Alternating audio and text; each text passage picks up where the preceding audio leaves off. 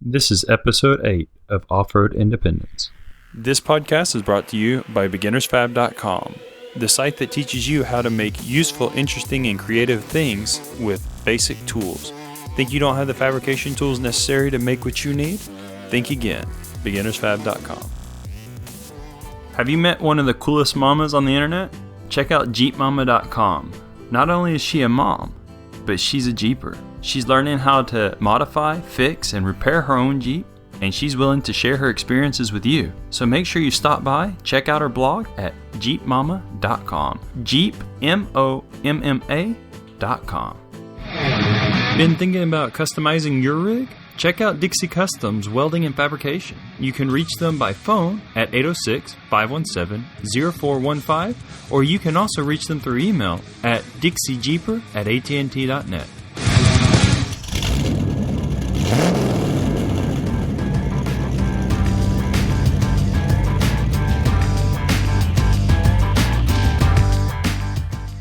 This is Off-Road Independence, the podcast that talks about trail repair, vehicle modification, and gear selection, helping you become more independent in your off-road adventures.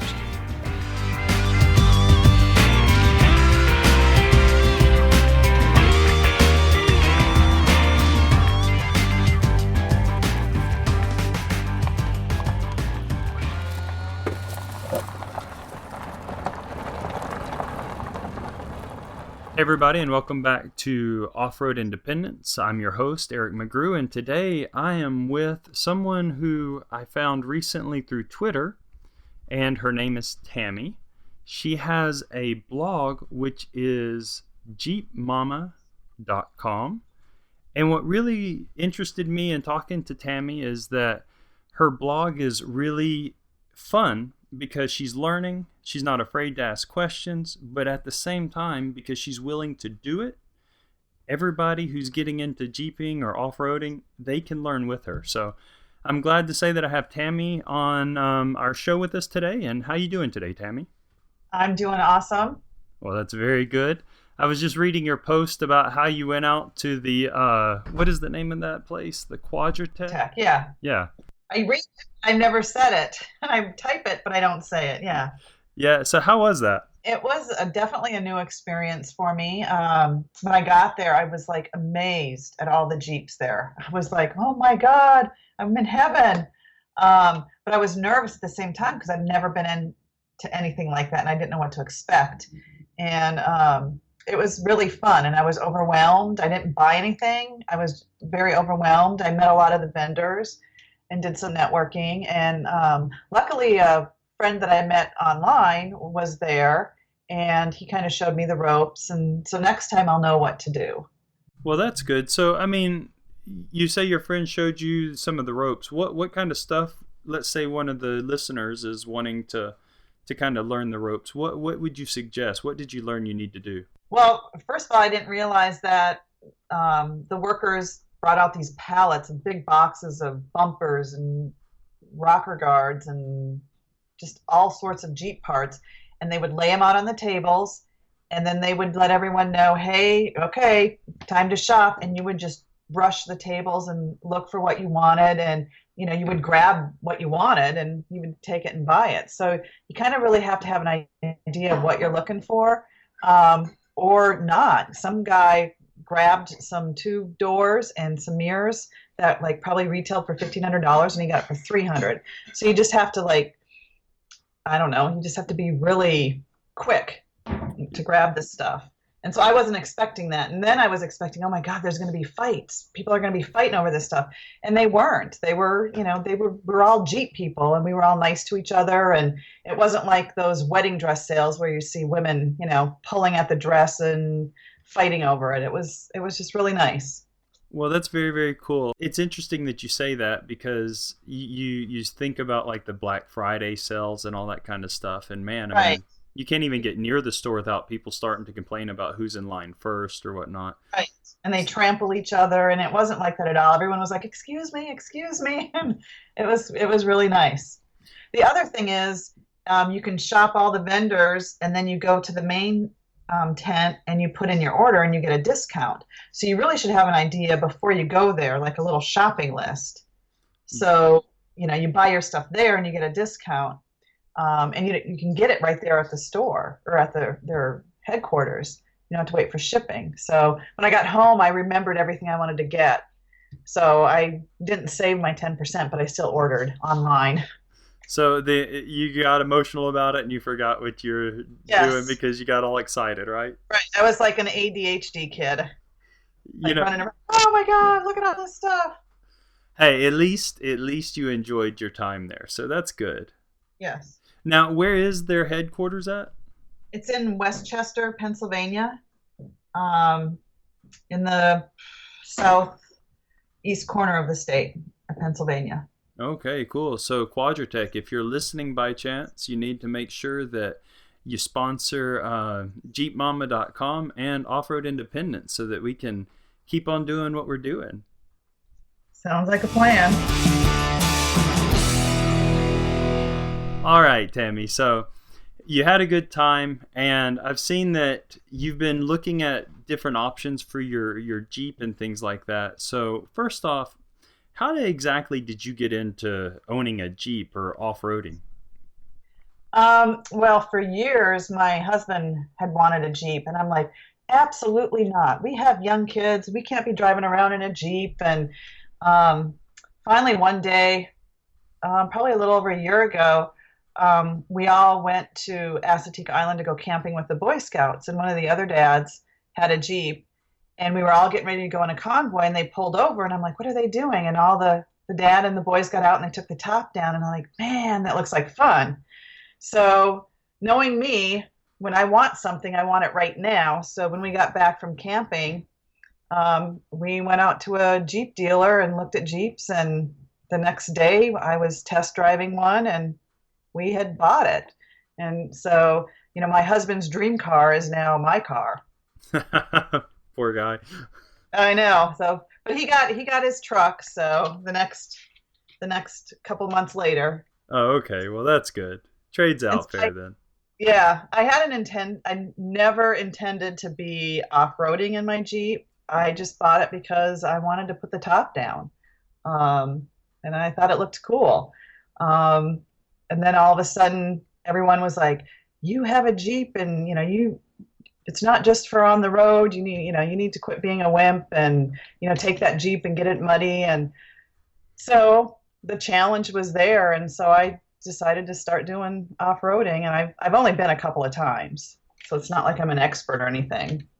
And what kind of off-roading do you typically do? Is it kind of like mountain trails, or is it more rock, or is it more mud? Well, in Maryland, there are no legal places to go off-roading.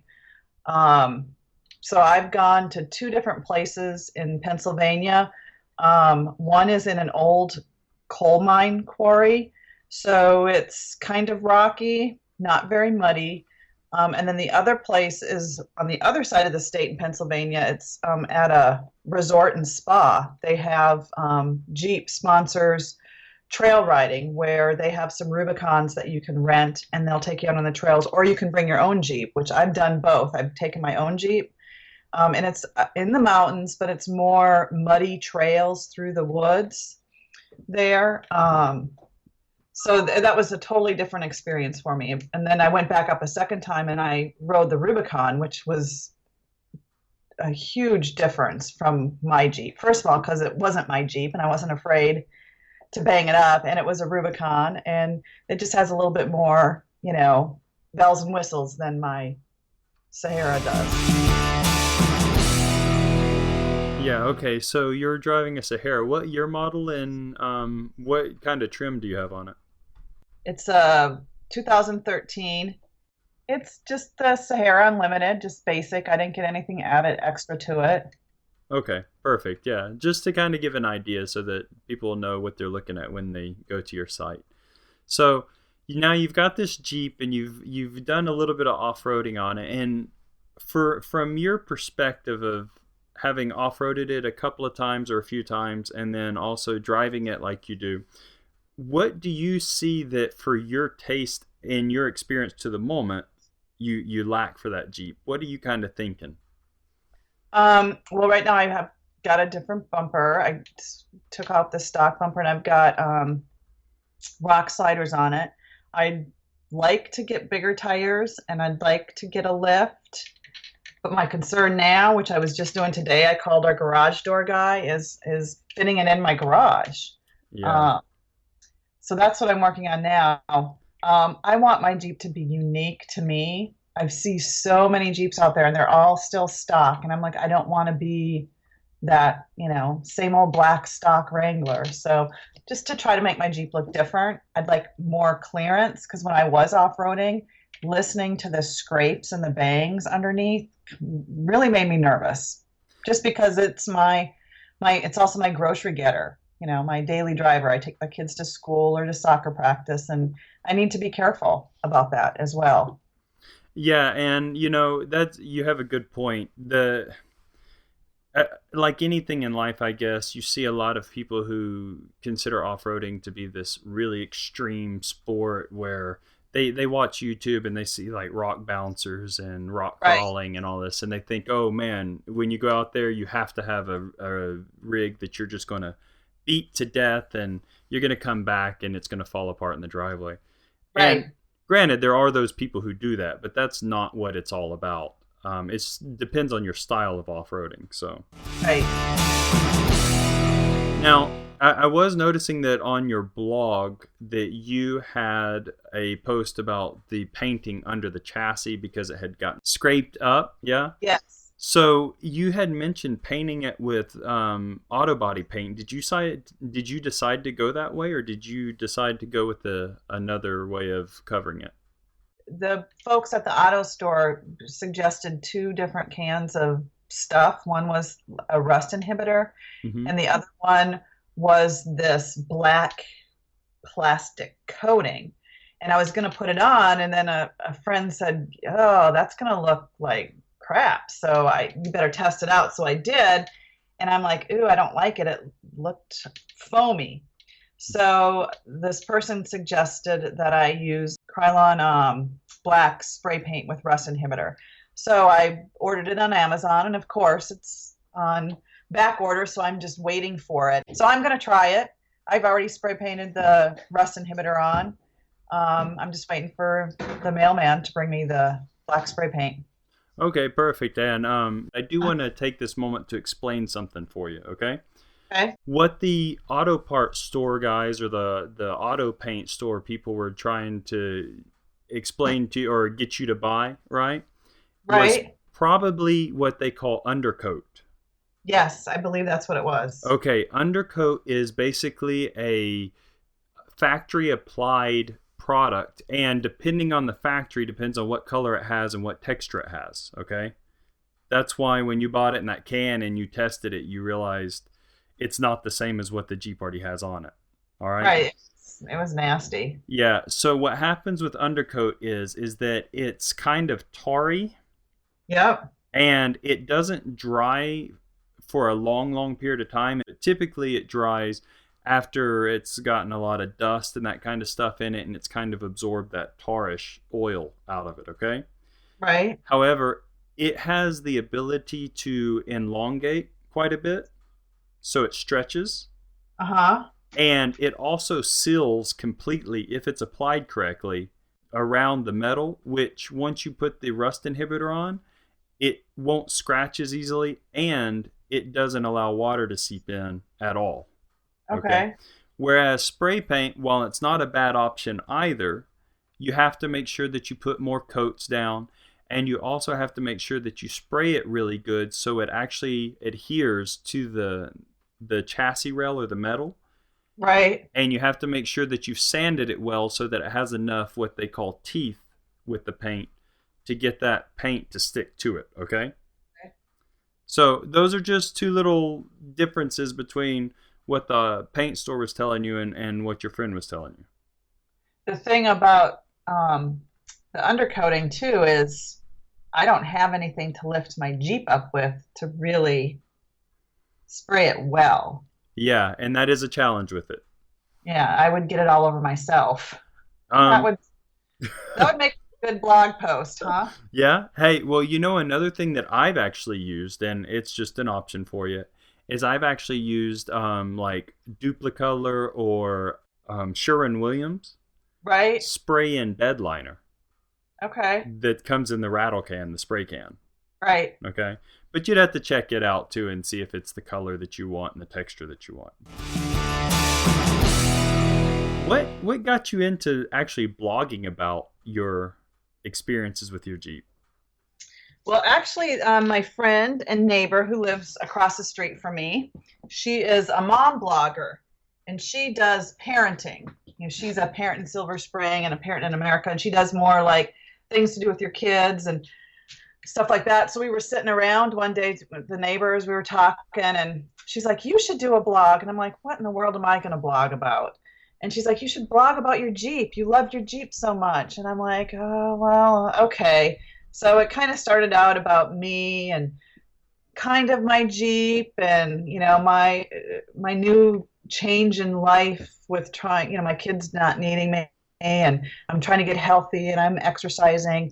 And it was more on my healthy stuff. And then all of a sudden, the focus became more on my Jeep and what I'm doing with my Jeep and my Jeep adventures. And so it was from a neighbor mom pushing me to do it. So, and I've never done anything like this before. I also noticed that one of your recent posts that you put up was talking about what your next step should be with your Jeep. So what do you think your next direction will be with your Jeep? Right now, I'm angling towards a 2.5 lift with 33-inch tires. Okay. That's now. But like I've said, I could change my mind. It all depends on the garage height. Will it fit in the garage? But that's what I would like to do. I was looking at painting my grill, bed lining it purple, and I just called the company today, and I don't think it's really a good idea. Being that I'm using the Jeep a lot and I'm outside, they say the color's going to fade, and so I'm just going to skip that whole changing the appearance and maybe just stick with trying to save my money investigating the lift tire angle so I can have more clearance. Honestly, anything bedlined, and this goes out to everybody out there, anything bedlined, especially if it's a tinted bedline, it's going to fade within probably a year.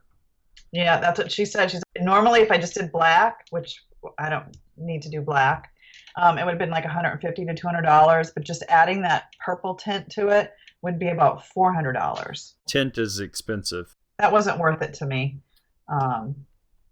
So I'm just going to stick with the lift and the tires. Plus, I need to, invest in some tires that are going to work for just my regular driving, for in the snow in the winter here, and off-roading. I have to take all those things into consideration. Have you thought about that as to what you're going to try to get, or have you looked into what's coming out that you might want? I'm kind of gearing, a lot of people have suggested Goodyear Duratrax. Yeah, they're very good. That's kind of where I'm angling right now. I'll make a suggestion to you, okay? So, and I'll take my pen out and write it down in my little book. All right. When you're looking at all-terrain tires, be careful with that because some of them are technically all-terrain, but they don't do well in mud. Okay? Right. So and considering what we were talking about earlier, it sounds like you need something that'll do good in both aspects. Depending on where I want to go, which part of Pennsylvania. Yeah, exactly. It's the rock part, yep. I mean, I had some Maxxis buckshots, and they're more of an MT tire, which is a mud tire. Right. And on my little Daihatsu 4-track, they were great. The only thing I don't know, I mean, my Daihatsu is a very, very basic style SUV from Japan. And it doesn't have much deadening material inside, so it doesn't kill much of the road noise or anything. That's what I say. I hear those mud tires are very, very noisy. Yeah, and you know what? The buckshots were probably the least noisy that I've ever had as far as a mud tire goes. However, considering your Jeep is the rag top and all that, I don't know how much noise they may make on your vehicle. Yeah, some people say if you're tired and you're driving with that noise, it'll like lull you to sleep. Yeah, there are some that have that that zoom to them that will just, and it's not a constant. It's like a whom, whum, whum. So it Right. starts to make you tired when you're already sleepy. I'm learning so much that I never, like 2 years ago, if you would have said, "Oh, you're gonna know this, this, and this," I would have like laughed. Yeah. Huh, that interests me, but it's a new path in life, I guess. What do you think that is going to do for your off-roading? Do you think it's going to push you more toward off-roading more frequently, or? I think I will be less inhibited to try different trails. I won't be as nervous, afraid to, go on a trail because I'm afraid of, damaging it. Mm-hmm. And I'd like to go more definitely this spring and this summer. And right now too, I haven't been off-roading without an instructor or somebody sitting in the passenger seat with me who has the experience. I'm going to go, hopefully, if things work out, in about 2 weeks, back up to Roush Creek, and it'll be my first time on my own. I mean, not by myself. I'll be with a group of other Jeeps. I think having a more clearance would make me feel more comfortable. Yeah, and that's very true. Now, just remember, getting a larger set of tires and a larger lift on your vehicle, that's going to change how you have to lift your vehicle as well, for like how you're going to change your tires once those tires are on there. Well, that's what the gas station up the street is for, right? I'll just have to find, I don't know. I guess I'll have to teach myself, huh? Yeah, honestly, it's not that hard. I will tell you, it's not that hard, especially with your Jeep. Okay, the way that your spare tire is mounted, you won't have much of an issue. I have like 32s as well, so it'll be something you'll be dealing with about. And you have to consider that those tires aren't that light with the wheel, so keep that in mind. So I just need to wait on the side of the road for another Jeeper to come by. Save me. Exactly. You need to wait for somebody. No, you need to keep going to the gym like you told me you were doing, and work out. Yep, that's what I'm doing. So building those muscles. Instead of using the weights at the gym, just buy you a set of 33s on rims and start benching those. There you go. So you'll be okay. I saw that you had the underbody stuff that you were looking at, the protection, the skid plates and everything. Are you still thinking about doing that or not? I looked under there, and there's Jeep puts the stock stuff on there. There's some skid plates under there. And I've talked to a few people in person, and they're like, "Oh no, it's fine." The way, because Jeep has some pretty good stuff underneath there already. So, and plus I don't want to make it any heavier than it has to be.